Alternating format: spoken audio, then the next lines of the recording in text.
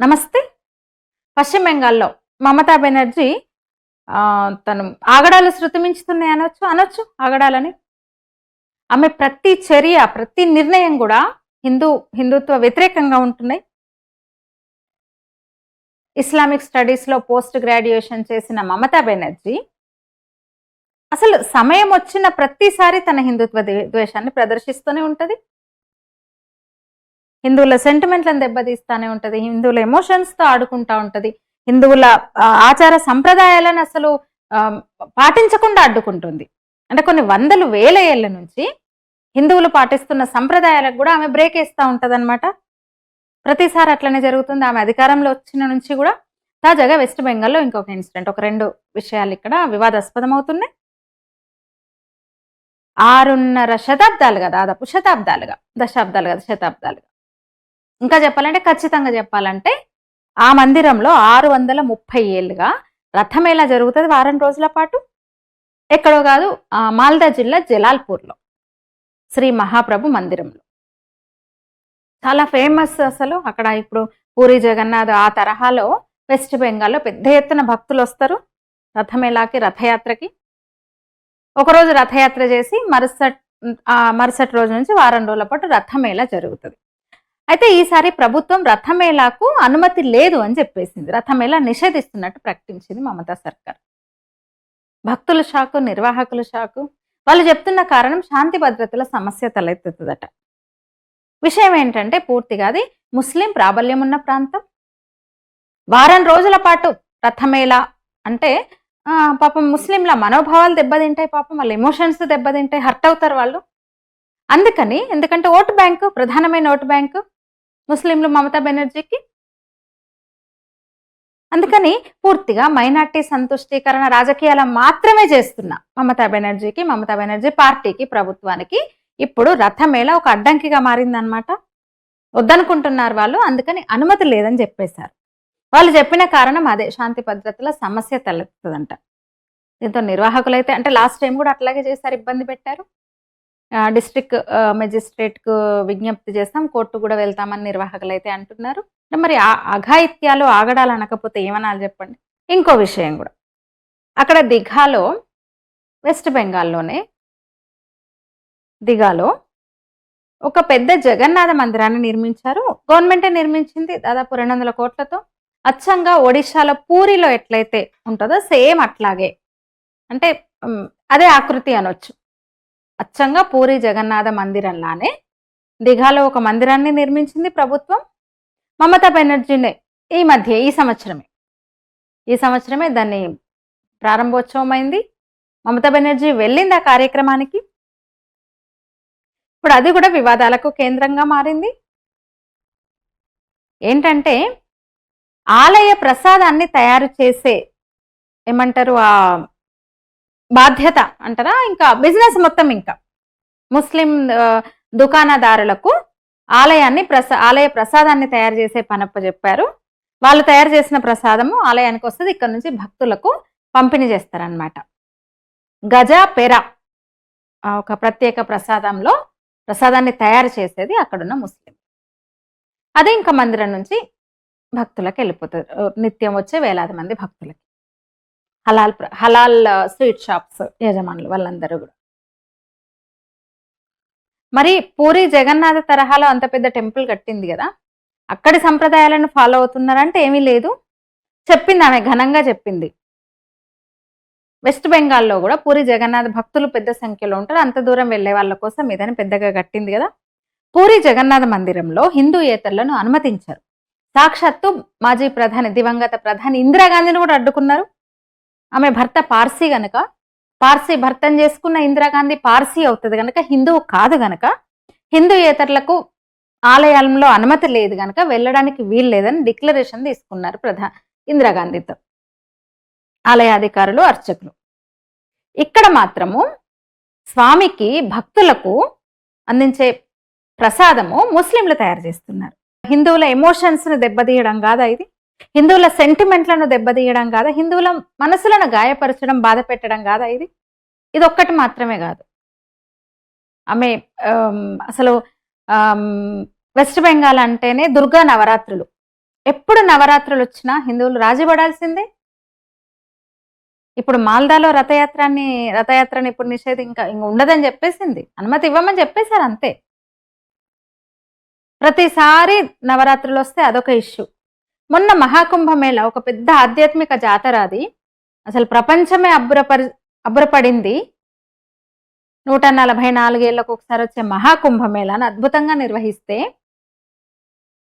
దేశము మృత్యుకుంభగా అభివర్ణించింది, ఆమె వ్యాఖ్యానించింది మమతా బెనర్జీ అన్నమాట. మృత్యుకుంభ్, మహాకుంభకు మమతా బెనర్జీ పెట్టిన పేరు.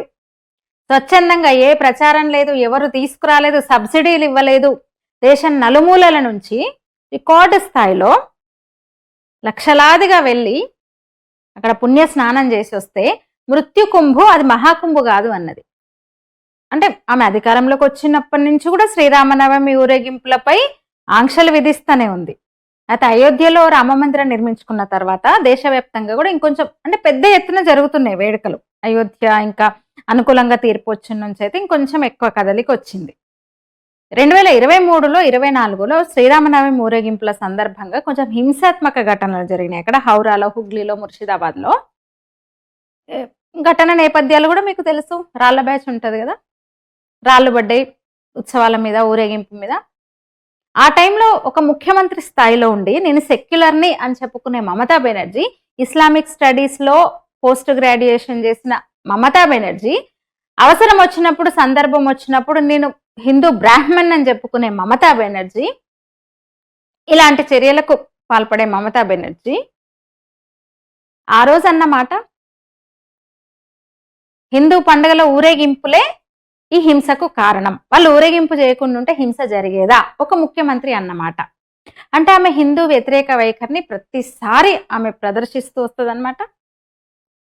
ఇంకా లేదంటే రాజకీయం చేసేది బీజేపీ కుట్ర, ఆర్ఎస్ఎస్లు చేసినారు, హిందూ సంస్థలు చేసినారు, హింస చేస్తారు, హిందువులు అంటేనే హింసకు పాల్పడే వాళ్ళు అన్నట్టుగా ఆమె ఓపెన్ స్టేట్మెంట్ ఇచ్చేస్తుంది. మొన్న కూడా ఇచ్చేస్తుంది. ఇంకా దుర్గా పూజ పండల్స్ మీద, అంటే దుర్గా మండపాలు పండల్ అంటారు, వాటి మీదనైతే అసలు మామూలు నిషేధాలు కావు. అదే హిందూయేతర పండగలకు వాళ్ళకు నమాజ్ చేసుకోవడానికి ఎలాంటి ఇబ్బంది కలగకుండా అసలు ఇంకా వాళ్ళ కాల్లో ముల్లిరూత కూడా పంటితోటి తీసేయడానికి సిద్ధంగా ఉంటుంది ఆమె రాష్ట్రంలో. ఎవరికి ఏ ఇబ్బంది కలగకూడదు. ముస్లింల పండగలప్పుడు మాత్రం ఏ ఒక్క ముస్లిం కూడా ఇబ్బంది కలగకుండా చూసే మమతా బెనర్జీ హిందువుల పండుగలు కొన్ని వందల ఏళ్లుగా జరుపుకుంటున్న ఉత్సవాలకు, వేడుకలకు నిషేధం విధిస్తుంది. ఇప్పుడు ఈ విషయంలో మొన్న శ్రీరామనవమి సందర్భంగా వచ్చినప్పుడు ఆమె అన్నమాట, నేను హిందూ బ్రాహ్మణుని గర్వంగా చెప్పుకుంటా అన్నది. అంటే వివాదాలు వచ్చినాయి కాబట్టి, విమర్శలు వచ్చినాయి కాబట్టి ఆ మాట. ఇప్పుడు ఇంకా పూరి జగన్నాథ స్వామి ప్రసాద వివాదం అయితే అసలు పెద్ద ఎత్తున జరుగుతుంది. అక్కడ మేము బహిష్కరిస్తాం, మాకు ప్రసాదాలు వద్దంటున్నారు హిందువులు. కోట్లాది మంది భక్తుల ఆరాధ్యుడు జగన్నాథ స్వామి. అసలు తెలుసు పూరిలో ఎంత పెద్ద ఎత్తున ఊరేగింపు జరుగుతుందో. ఆ తరహాలో అక్కడ చేస్తా అని చెప్పి గుడి కట్టి ఆమె చేస్తున్న పని ఇది మాత్రమే కాదు. 2023లో వెస్ట్ బెంగాల్లో సాధువుల మీద కూడా దాడులు జరిగితే ఆమె ఎంత నిర్లక్ష్యంగా మాట్లాడిందో కూడా చూసినాం. అదే సంవత్సరం ఎన్నికల తర్వాత హిందూ మహిళల మీద తృణమూల్ కాంగ్రెస్ గూండాలు కేవలం హిందువులని టార్గెట్ చేసి, ఏదైతే మొన్న మనం మాట్లాడుకుంటున్నాం కదా, పహల్గాంలో బట్టలిప్పి మరీ చూసి, ప్యాంట్ ఇప్పి మరీ చూసి హిందువా ముస్లిమా అని అడిగి మరి, నువ్వు హిందువా ముస్లిమా అంటే నేను హిందువును, ముస్లిం కానోళ్ళని చంపాలి అని ఎట్లయితే చంపిండ్రో అచ్చంగా అట్లనే వెస్ట్ బెంగాల్లో ఎలక్షన్ల సందర్భంగా కేవలం హిందూ మహిళలు, యువతల మీద అత్యాచారాలు జరిగినాయి. టీఎంసీ గూండాలా పనిచేసిండ్రు. అంటే ప్రతిసారి కూడా ఒక మైనార్టీ అపీజ్మెంట్ పాలిటిక్స్ చేయడంలో దేశంలో నెంబర్ 1 అని చెప్పొచ్చు మమతా బెనర్జీ. ఇంకా ఉన్నారు చాలా మంది. స్టాలిన్ ఉన్నాడు. స్టాలిన్ వారసుడు ఏమన్నాడు? సనాతన ధర్మాన్ని నిర్మూలిస్తా అన్నాడు.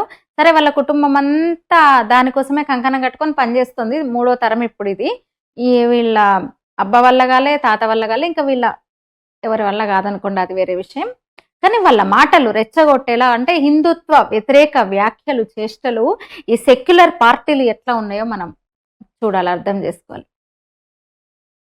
హిందూ పండుగలకు ప్రతిసారి శ్రీరామనవమి ఊరేగింపులు, దుర్గా నవరాత్రులు జరిగిన ఇలాంటి ఒక చారిత్రక 100 ఏళ్ల నాటి ఆలయాల్లో జరిగే ఒక రథమేళాలను కూడా అడ్డుకుంటూ, నమాజ్ కోసం ఎవరన్నా రోడ్డు మీద ట్రాఫిక్ ఆపుతుంది, అదే మమతా బెనర్జీ ప్రభుత్వం. రంజాన్ సమయంలో ఎవరైనా నమాజ్కి ఇబ్బంది పడతారంటే రోడ్డు మీద కూడా ట్రాఫిక్ ఆగిపోతుంది.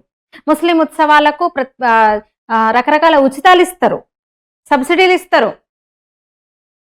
కానీ హిందువులు అనేసరికి, హిందువుల సెంటిమెంట్లు, హిందువుల నమ్మకాలు అనేసరికి ఎంత చులకన చూడండి. అసలు ఒక ముఖ్యమంత్రి స్థాయి వ్యక్తి కదా, ఇట్లా ప్రతిసారి ఇంకా ఏ పండగ తీసుకున్నా హిందువుల పండగలేవి వెస్ట్ బెంగాల్లో పాపం బిక్కు బిక్కుమంటూ చేసుకుంటున్న పరిస్థితి హిందువులు అక్కడ ప్రస్తుతం. ఎంత ఘోరం చూడండి అసలు. ఇంకోటి కూడా వివాదమైంది. నేను పూరి తరహాలో జగన్నాథ టెంపుల్ అచ్చంగా కడతాను, అచ్చంగా కట్టి అసలైతే పూరి జగన్నాథ మందిరంలో లక్క విగ్రహాలు ఉంటాయి, పూర్తిగా లక్కతో చేసిన విగ్రహాలు ఉంటాయి, చెక్క విగ్రహాలు ఉంటాయి. ఇక్కడ మాత్రం లోహ విగ్రహాలు ఏర్పాటు చేసింది. అప్పుడు కూడా వివాదాస్పదమైంది. ఒడిషా అయితే అభ్యంతరం వ్యక్తం చేసింది. పూరి తరహా పూరి జగన్నాథ టెంపుల్ ఏది అన్నట్టుగా ప్రచారం చేయొద్దని వాళ్ళు అభ్యంతరం వ్యక్తం చేశారు.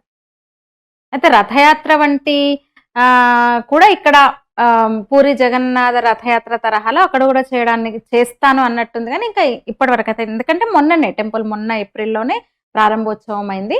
మరి రథయాత్ర కూడా పూరి తరహాలో రథయాత్ర కూడా నిర్వహిస్తారా, కేవలం టెంపుల్ వరకైనా తెలియదు. అంటే చూడండి, సెక్యులర్ పాలకులు, పార్టీలు ఉన్న రాష్ట్రాల్లో హిందుత్వం ఎటువైపు పోతుంది అంటే హిందువులను గాయపరచడమే లక్ష్యంగా, హిందువుల సెంటిమెంట్లను దెబ్బతీయడమే లక్ష్యంగా ప్రభుత్వాలు ఎట్లా వ్యవహరిస్తున్నాయో చూడండి. అసలు వెస్ట్ బెంగాల్లో కోకొల్లలు ఇట్లాంటి రోజొక ఇన్సిడెంట్ జరుగుతుంది. ఇంకా చెప్పాలంటే మన వరకు రావు కానీ, మన దాకా రావు కానీ వెస్ట్ బెంగాల్లో ఈ మందిరాలకు సంబంధించి, హిందువుల ఉత్సవాలకు సంబంధించి, ఆ హిందువుల మీద వేధింపులకు సంబంధించి చాలా అసలు బోల్డ్ ఇన్సిడెంట్స్ జరుగుతాయి వెస్ట్ బెంగాల్లో. ఈ వీడియో మీద మీ అభిప్రాయాన్ని తెలియజేయండి, లైక్ చేయండి, షేర్ చేయండి, ఛానల్ని సబ్స్క్రైబ్ చేయండి. ధన్యవాదాలు.